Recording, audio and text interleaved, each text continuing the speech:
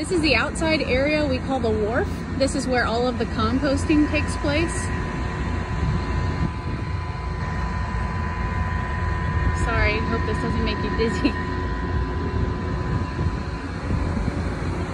Okay, so the furthest back here in the back, these rows, we call those corn rows. And what it is, we've broken open our straw bales that have been saturated with water. We apply all of the dry ingredients here.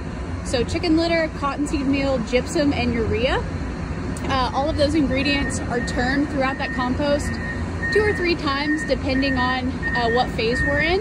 And the compost sits out there for approximately a week before it's transferred into one of these concrete bunkers. So in these bunkers, there are air holes in the bottom of the concrete. We're blowing air up through that compost to keep it from turning anaerobic. It'll sit in the concrete bunkers for approximately a week where it's turned 1 time. And then it comes to one of these straw bunkers. Same thing, there are little holes in the floor, so we're blowing air up through that compost to keep it from turning anaerobic.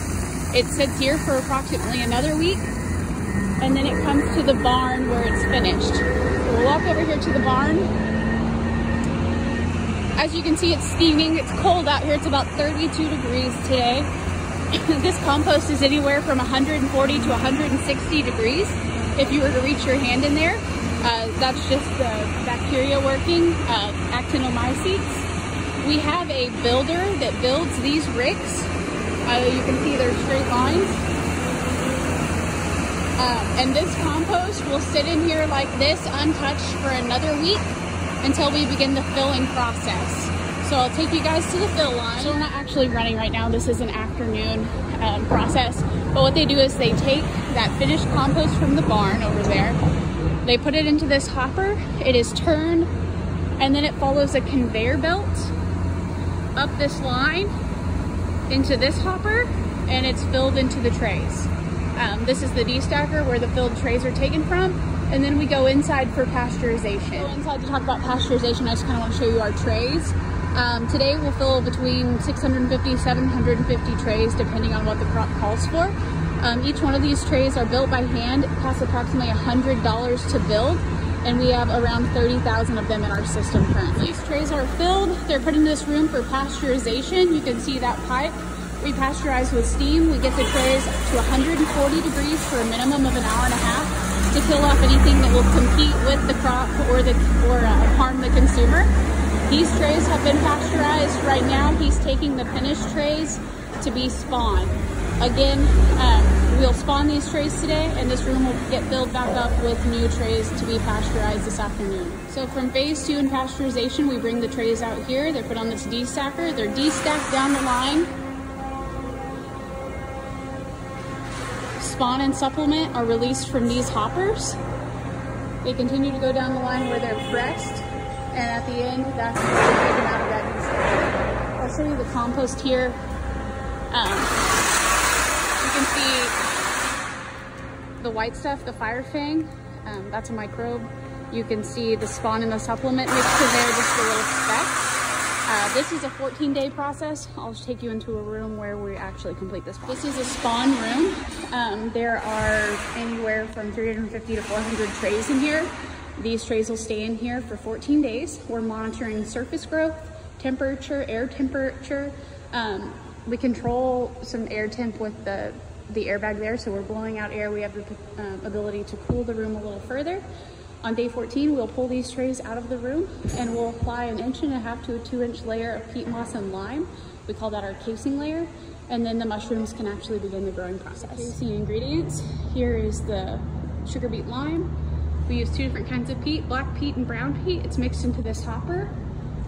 And then it is conveyed into here, into these concrete mixers where we add water.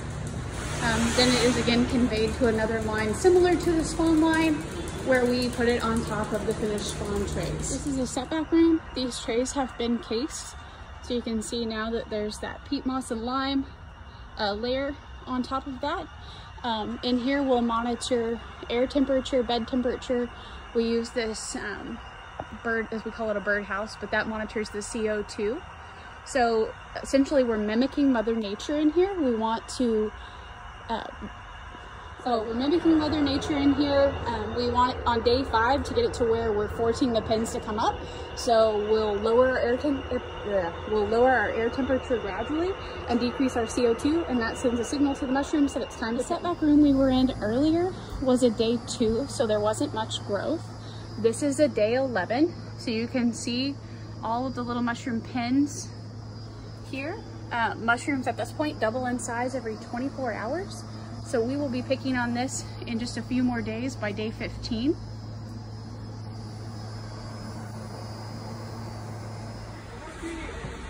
They're harvesting mushrooms here. The average harvester will harvest over 100 to 125 pounds per hour.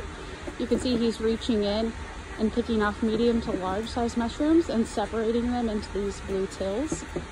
The stumps go into a trash can, and we reuse those in cattle food.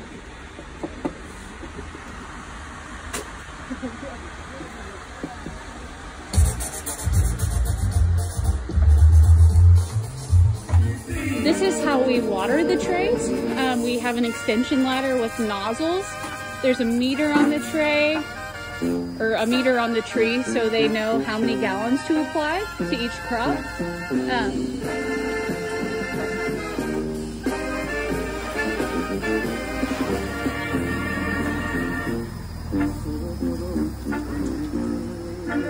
Each crop is watered approximately 4 different times before first break. About 1,200 gallons each time. Hi guys, I hope you're doing well. I'm going to answer some of your questions today. So the first question is, do we make our own spawn? If so, how? We actually do not. We source our spawn from a couple of different companies, one in Pennsylvania called Lambert and the other one out of California called Amisil. We get both our white and brown spawns from those companies, and we just kind of go back and forth. We don't want to use one. They don't necessarily perform better, but we like to keep our options open. So we use a couple of different suppliers for that. Okay, and someone asked if we were organic. We are not. We would eventually like to move to organic, but we're a tray farm, so we grow in wooden trays. We would have to do aluminum shelves or have a separate set of wooden trays that only our organics were grown in. The only thing that we would have to change is our sugar beet lime. We would have to use just a regular ag lime.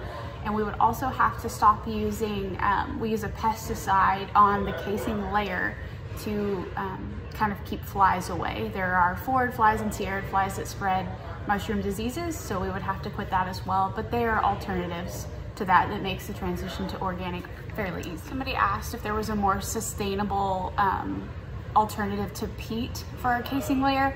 For us, we found it to be the most effective and the most efficient, but we are always looking to be more environmentally friendly, so we're always looking into options, but for now, peat's it. As far as our spent mushroom compost, we pasteurize that at the end of the growing cycle and we sell it to a company called Green Country, and they market to like home improvement companies that sell bagged mulch or bagged compost like Lowe's and Home Depot.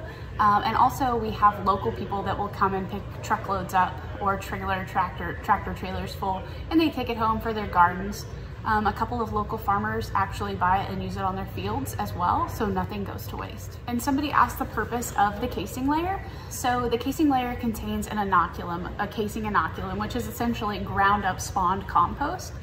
And what that does is it helps that the compost, which has the spawn in it, we put the casing layer on top with that casing inoculum, and what that does is it speeds up the knitting of that compost together, that mycelium, and actually encourages the mushroom pins to grow.